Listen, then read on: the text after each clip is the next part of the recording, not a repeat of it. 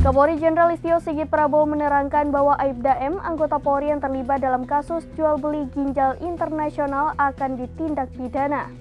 Kapolri menuturkan bahwa konferensi pers Polda Metro Jaya yang mengungkapkan peran serta Aibda M menunjukkan keseriusan Polri dalam menindak anggotanya yang nakal. Kapolri Listio Sigit Prabowo menerangkan Aibda M, anggota Polri yang terlibat kasus jual beli ginjal internasional akan diproses pidana.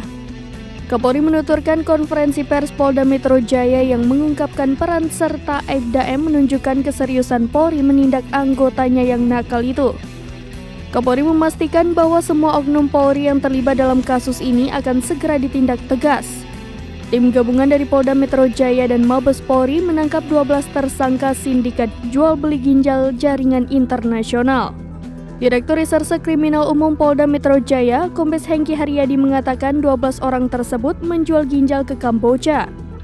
Dari 12 orang yang ditangkap, 2 diantaranya adalah oknum anggota Polri dan oknum petugas imigrasi. Hengki menyampaikan oknum anggota Korps Bayangkara itu berinisial Aibda M, sedangkan oknum petugas imigrasi berinisial HA. Hengki menyebutkan Aibda M menerima 612 juta rupiah untuk membantu para tersangka agar tidak terlacak oleh aparat. Demikian informasi terkini Cedara Lon, saksikan terus berita lainnya di kanal YouTube Serambi News, website dan Facebook serambinews.com.